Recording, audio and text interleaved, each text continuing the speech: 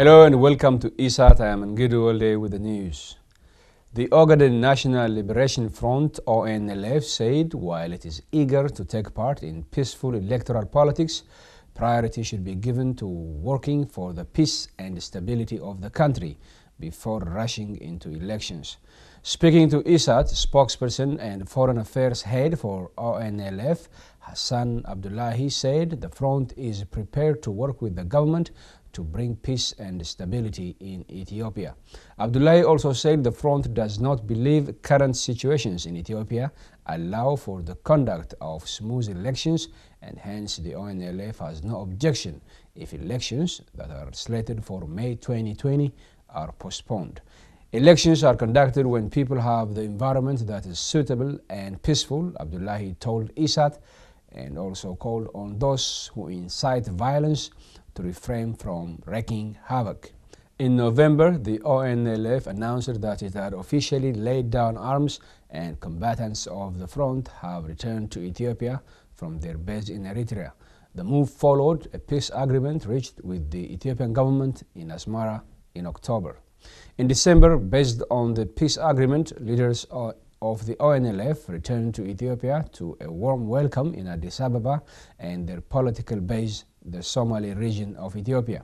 Since its establishment in 1984, the ONLF has been fighting for the self-determination and autonomy of Somalis in the Ogaden region of Ethiopia. The ONLF had in the past claimed responsibility for several attacks against government targets. In 2007, the ONLF attacked a Chinese petroleum exploration site in Ogaden, killing 74 people, 65 Ethiopians and 9 Chinese nationals. The ONLF now says it is fully committed to peaceful political struggle, and according to Abdullahi, the front sees Ethiopia as being on the path of transition. This year's Ethiopian Christmas, to be celebrated on Monday, January 7th, brought a special gift to some 500 prisoners. They were pardoned ahead of the celebrations to be with their families. Ethiopia's Attorney General said yesterday that 530 pardons were mainly given to those who were jailed with children, the seriously ill, and elders.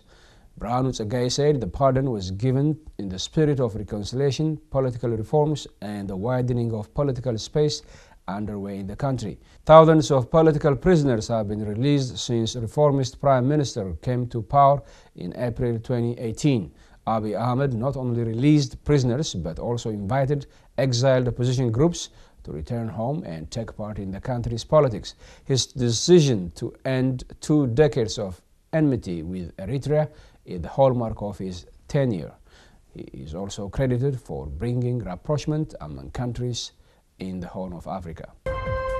Sudan's largest opposition groups have called for a fresh wave of protests to demand that President Omar al-Bashir step down as the long-time ruler made another attempt to stem popular discontent by promising wage hikes and appealing to patriotism. According to the Al Jazeera report, in a joint statement today, 4 groups called for nationwide protests on Friday and a march on the president's Nile-side palace on Sunday. They also called for a march on Parliament in Khartoum's twin city of Omdurman to present a petition demanding that the 74-year-old general turned president step down. The demands are likely to turn up the pressure on al-Bashir to find a way out of the crisis. Sudan has seen 2 weeks of violent street protests with dozens killed. That ends the news. Thanks for watching.